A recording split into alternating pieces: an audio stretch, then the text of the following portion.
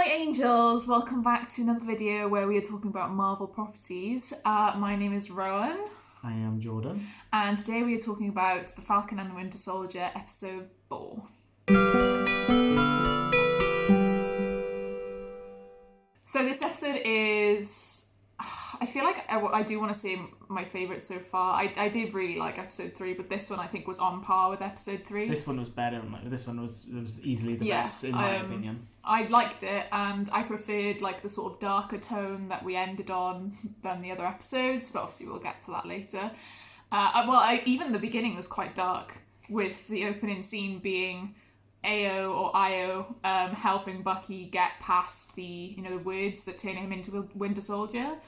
The emotion in his face. It was insane. Really good acting. I cried. I was surprised. Yeah, I was close as well. I'm not gonna lie. Like it was really well done. How he managed to get the emotion of like struggle. Like he was really worried and strained, but then when AO said like you're free, and like the relief in his face, smile, his little tears. Oh, I love him so much. It was really good.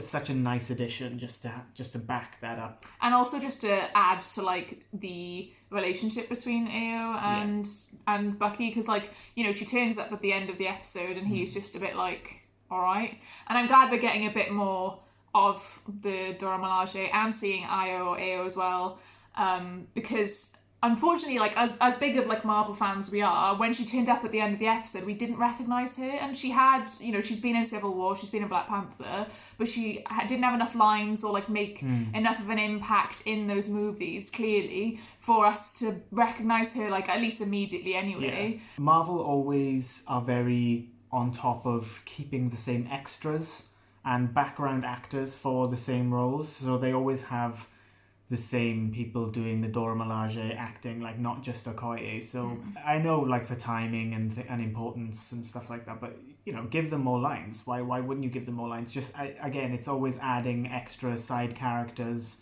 and we've said pretty much in every episode, even with the WandaVision, is adding characters that make the universe feel still alive and bigger, and like AO from all of these movies, that like she's been in all of them. They didn't just recast this for like a slightly bigger role, they just got her on still again and gave her more of a prominent role. She basically says to Bucky then, you have 8 hours and then we're going to come for him, come for Zemo, because Bucky's like, he's a means to an end, trying to just pass it off as like, I'm not actually forgiving him, I am just using him to get what we need.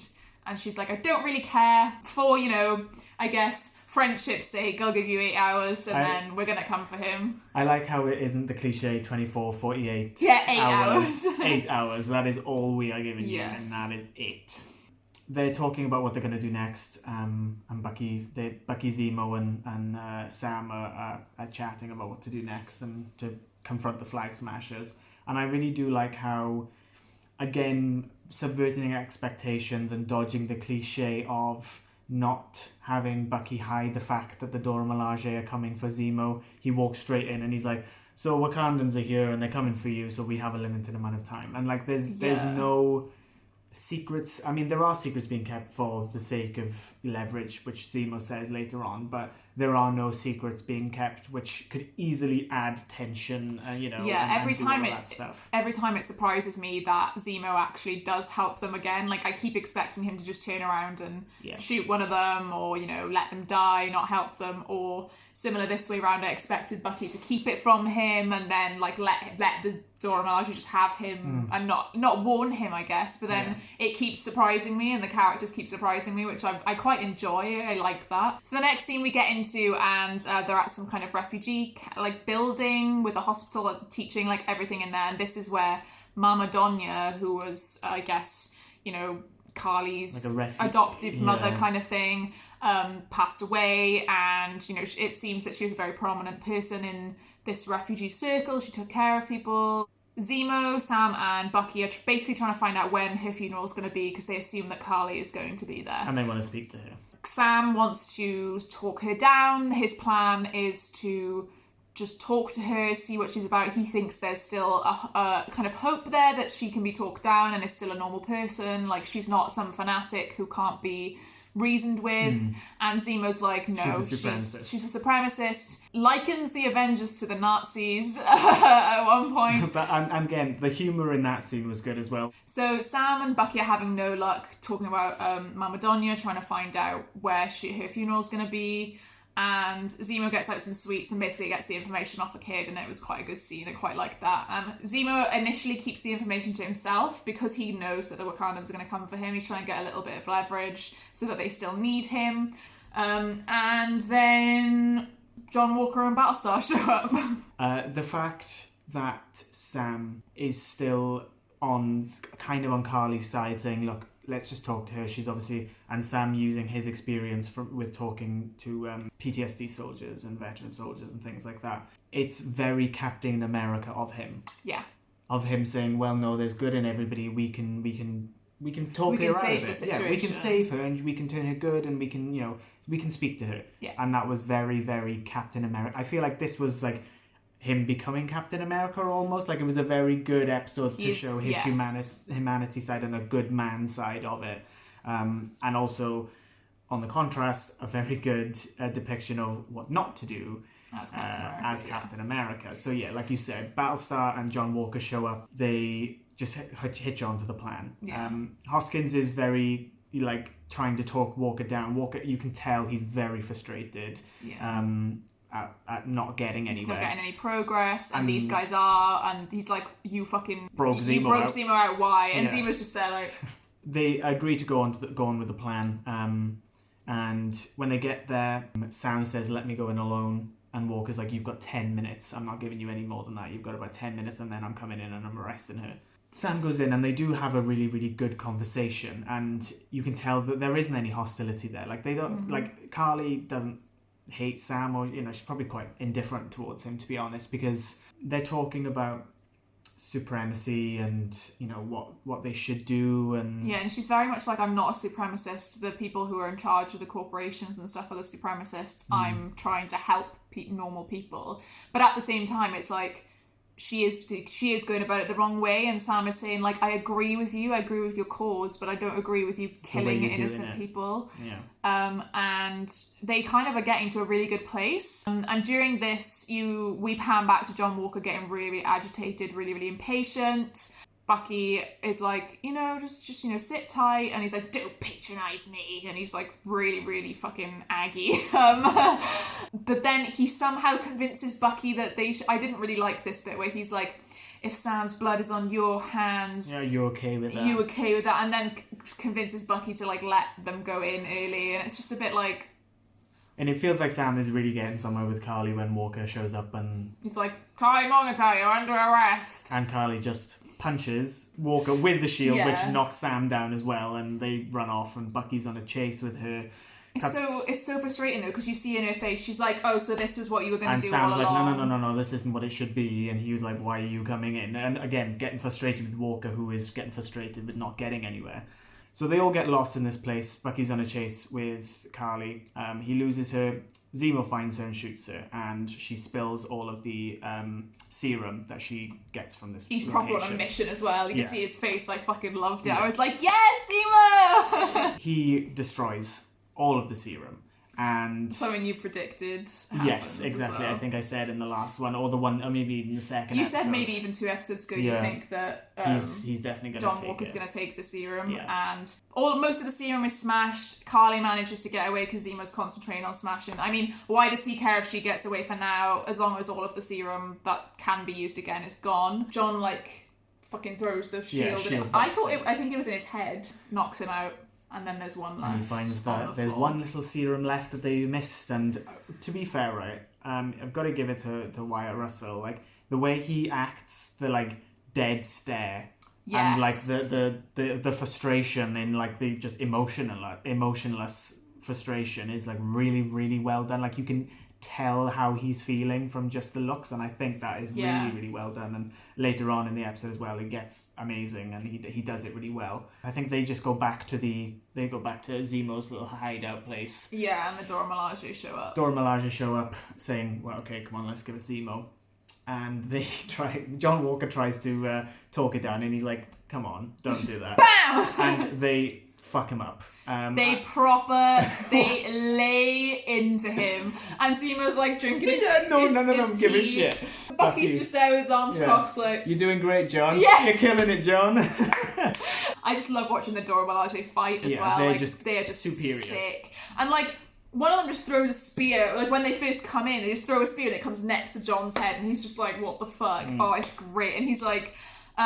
you have no jurisdiction here, and she's like, the Dora Milaje have jurisdiction wherever we are. Yeah, wherever the Dora Milaje go. Like, it's just like, oh yes, queen. It's that badassery that you need, I think. It's great. I just really, really enjoyed this scene. As nice as it is to have like superheroes with humility and you know, who are very humble, it's nice to just have like a badass squad who come in and kind of know they're badass. Yeah, and they just like fuck them it and up. they're like, we have just jurisdiction wherever we want. Stop us then.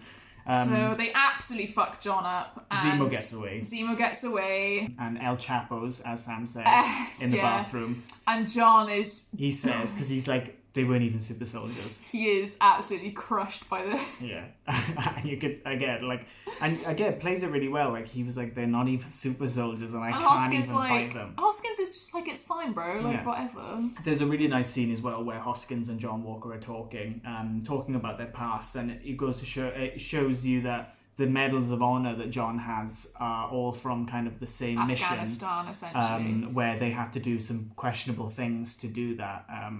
So John is like, well, these medals of honor don't really mean anything. Like, if they knew what we had to do to get them, I don't, you know. Yeah, he says it was like the worst day of his life. Yeah, exactly. And like, it's kind of good to get them, because they are the face of the military, I guess, in this series. It's kind of nice to see them be like saying or admitting like that it wasn't right, like it was wrong what they did. So I kind of like that self-reflection, and he was saying how like being Cap is the first time that he felt like he could actually do something right and do something good, which I really understand and I do sympathise with for him. Yeah. Like, it is a huge role to like live up to. Boots like to fill, yeah. The pressure of that is why Sam gave away the shield in the first place. Like, he felt he wasn't good enough. But like you said earlier on, like this episode is showing more and more parts of Sam that truly, you know, reflect him as the next Captain America. Like, before Zemo actually got away, he said to Sam, so he says, were you ever offered it? Sam's like, no. But then he asks, would you take it if someone offers you? And immediately Sam's like, no. And he was like, no hesitation. Fair. And you could, the contrast between him saying that, immediately being like, no, I would not take it, and John's conflict for whether he should take it or not. Well, and also the scene where John says to Hoskins, would you take it if you could? And he's like, hell's yeah. Like, we would have saved a lot more lives that day if I had it. Which shows, like, again, it's a good like conversation about the serum that they display in these episodes, because it is the case of you can do a lot more if you had that serum, but then put it in the hands of the Flag Smashers, put it in the hands of people who shouldn't have it, the Red Skull and all of these people, and it can cause massive problems, which is shown. Yeah, like Hoskins said, it just amplifies the person who was already there. Yes, he says it like power is just like showing more of that person. It's not like a power, you know, you go mad with power, which I was expecting. He says like power just shows who you really are, which I really love that line. I think it was such a good line, because he says with Steve Rogers, giving him that just amplified his how much of a good man he was and the morals he stood for. But giving it to somebody like John Walker just amplifies his frustration and not being able to get the mission done, and the extremes that he will go to, again, which we see. Carly basically threatens Sam's sister and his nephews and says, I want to meet with Sam again alone, because I just want to talk to him, because he's not really like my enemy. They meet up, he brings Bucky. Obviously Bucky's like, I am coming with you, and Sam's like, alright, fair enough. John also keeps referring to Bucky as his partner, like Bucky and Sam as partners. And they're like, we're not partners. But I really like this beginning to like see them as a unit and see them together, because obviously that's the name of the series, so it's nice to see them more as a cohesive unit, because they haven't really argued and stuff. I did find it a bit odd that Sam didn't say anything to Bucky. He's like, why did you come in, like why did you let him come in, like, and ruin the whole thing with Carly. I was a bit surprised that there wasn't a bit of conflict there, but maybe that might have been a scene that was cut or something. Maybe. Carly and Sam meet. Bucky's kind of across the room. They basically just still don't agree on anything. Sam's just a bit like, you know, this needs to stop. This scene is actually quite short, shorter than I thought it would be, because it gets cut short because Sharon, who they called earlier in the episode, just said, "Can you keep an eye on Walker, please?" And she calls Sam and is like, he's moving in on them, he knows where they are. So they all kind of turn up and there's this whole big fight. They capture Battlestar Hoskins. Yes. And they tie him up, and John Walker is looking for him, and there's a really good couple of scenes which is eerie of him just alone in this hospital where they're looking for him. A couple of the flag smashers and him get into a fight, and he throws the shield and it like goes like halfway deep into a concrete wall. Yeah. Which is when I kind of went, he's taking it. And I kind of like that they just didn't show him taking it. And they showed him as a super soldier then, and not...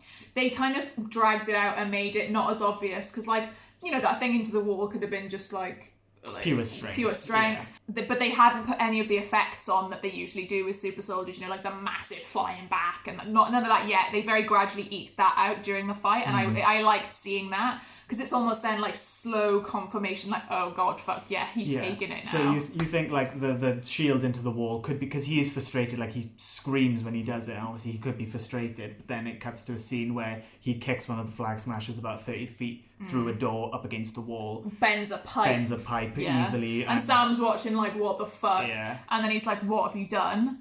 And then there's just a lot of confusion, a lot of fighting. But then Hoskins obviously is like, you know, fucking military trained. He gets out of his bonds, and there's a whole fight in this big room. Between like Carly, another flag smasher, Sam, Bucky, John, there's a and couple Hoskins. of flag smashers. Yeah. But yeah, there's a huge fight going on between many different players. But then Carly and her like best mate come in. She has like two best mates. One's got a beard and one is Australian with long hair and Asian. But the guy with the beard comes in and she kicks Hoskins and he flies back into this pillar, and essentially I think he hits his head. Yeah, and must be his like spine as well. Yeah, and it's like unrecoverable. Yeah, unfortunately he passes away. He's dead on impact. And John like runs over. He's like, Hoskins, like in his face, like, you know, like wake up kind of thing. It's a nice scene as well because everyone stops. Everyone just stops, and you can tell like they're just fighting to like get away. They're not fighting to hurt anybody. It's like pure just like, not leave Carly. us alone. Yeah, well, not Carly obviously, but she, I mean, you can see the regret in her face as soon as she does it. The shock, and like even the flag smashers, Sam, Buck, everyone's just like, oh yeah, whoa, whoops. And I was like that as well. I was like, hang on now. That's like a semi-main character, like a big side character that's just died. Yeah. And also an increase on John's, you know, trajectory to being just a cunt. It's just shocking. Like, and I'm really sad because I really, really liked Hoskins. He was a good moral compass for John, I think, which is another big thing of him now dead. That John doesn't have that partner to guide him and say, like, let him do it, you know, it's okay. I just wish they hadn't really killed him off, because, like, it's just another black character that's being killed off, like, another black main character. Like, of course we have Sam, but we don't just want Sam. Yeah. And the Dora Milaje are still side characters. So I am sad on that side of things, because it would have been nice to have development of another POC character, even if he didn't end up being, because he wasn't really a villain like John is turning out to be. He was a nice guy. He was the nice guy. He was the moral compass for John, and it was like, I do understand why that character dying like provides push for the bad character, but like, why does it always have to be the POC character that has to like die to push on someone else's story? Like that is frustrating. Yeah. But it's very sad. Sends Walker into a absolute rage. All the flag smashers run away while Walker is like, you know, trying to see if Hoskins is okay. Walker jumps out of a 4-story building and chases after them. Chases this one guy out into the square, the guy with the beard. The guy with the beard who's like Carly's like best mate. Yeah. Well, there's like two of them, like I said, but it's the guy with the beard. And really interestingly as well, I want to go back to a scene where they grab the serum, and he's talking about how he actually like looked up to Captain America, and he really liked that symbol and liked what he stood for. He was a massive fan. Well, he wasn't a massive fan, but he was a fan. Yeah. And Walker puts him down onto these steps, and he like keeps him down, stands on him. In public, loads of people filming, and the guy's like, it wasn't me, it was because it was Carly. And Walker just into the chest. Yeah, and just kind of like how in Civil War. Yeah, actually, exactly. I didn't just clock that. It was a very reminiscent scene of that. Yeah. and kills him, and there's a scene where like he's blood bashing everywhere. like loads. It's like more than necessary as well because of his absolute rage. And it's really, really well filmed and well done, and even the score after Hoskins dies, and again Wyatt Russell's acting and the look of Walker and everything, because after that it goes like basically silent and muffled, and you can't really hear anything, and it's just John Walker's detachment from everything, and the rage and the sadness that he was feeling. And looking around and seeing all of these Everyone's people filming. Sam and Bucky are there like, what the fuck? You see a quick shot of Carly watching, like, oh shocked. shit. And I was literally there like this. Yeah, same. I couldn't believe it. There was such a like you don't expect that, such like brutality. Yeah. In these types of shows, definitely not. You'd think like, a kick through a wall and he's knocked out, stay there, and that's what you expect. So I feel like maybe even the action was being lessened throughout the entire episode just to amplify and make sure that it hits home. I feel like with Marvel, like as well, they kind of tend to stay very PG, PG-13, and this was like, I love dark stuff and like stuff like this. I think this is exactly what the show needs, is that, that dark descent of John Walker turning into some villain, but he currently is in the Captain America role, but like who knows if he will be able to keep that role now. Like even if he gets to keep the role as the military like let him, that he's not going to live that down. That title of Captain America is now tainted by this action, and like there's this one shot where he gets the shield back on and it's blood spattered on the bottom, and it's kind of from below a little bit. It's such a good shot. It's going to be on every single YouTube thumbnail, so you will see it. It won't be on this one, but you will definitely see it. It is a stunning shot. It's just like so good.